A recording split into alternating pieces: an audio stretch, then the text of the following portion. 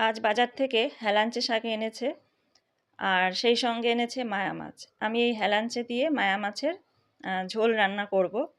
এই গরমের একটি উপকারী শাক হলো এই হেলাঞ্চে শাক। এই সময় প্রত্যেকেরই হেলাঞ্চে শাক খাওয়া উচিত। যারা নিরামিষ খায় তারা নিরামিষভাবে খাবে, আর যারা মাছ দিয়ে খায় মাছ দিয়ে রান্না করবে। তো আমি তো মায়া মাছ দিয়ে রান্না করছি। এরকম ছোট মায়া মাছ বা শিং মাছ দিয়ে হেলাঞ্চে শাক কিন্তু খেতে দারুণ লাগে। আর আমি এখানে তোমার এই যে শাকের থেকে মানে পাতা আর ডাঁটা আলাদা করে নিচ্ছি।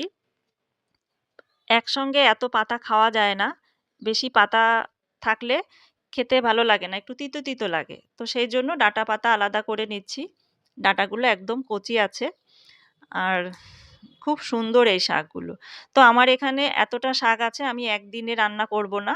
অর্ধেকটা আজকে রান্না করছি আর অর্ধেকটা কালকে রান্না করব।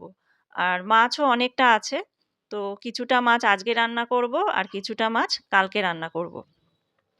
তো দেখো আমার কিন্তু মাছ কেটে ধুয়ে নিয়ে আসা হয়ে গেছে। এর মধ্যে লবণ হলুদ মাখিয়ে নিচ্ছি। এরপর তেলে গরম করে ভেজে নেব।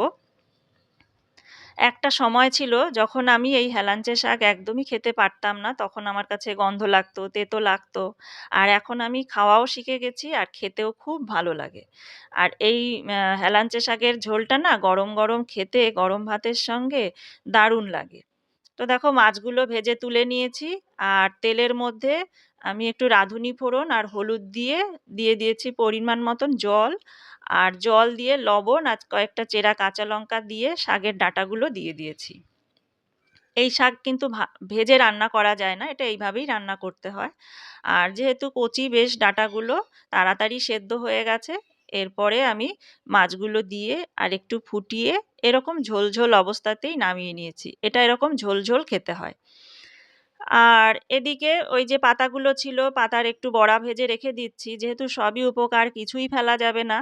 তো আমি পাতাগুলোকে একটু ছোট করে কেটে লবণ হলুদ কালো জিরে সামান্য একটু বেসন ছিল ঘরে আর বেশিরভাগটা চালের গুঁড়ো দিয়েই ভেজে নিচ্ছি।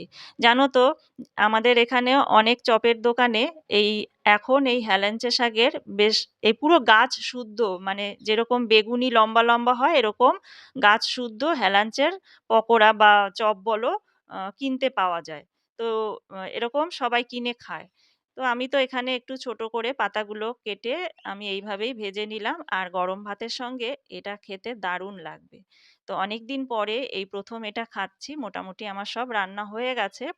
আজকে এই সিম্পল রান্নাই করেছি, হেলাঞ্চের ঝোল হেলাঞ্চের বড়া আর সব সবজি দিয়ে একটা নিরামিষ সবজি।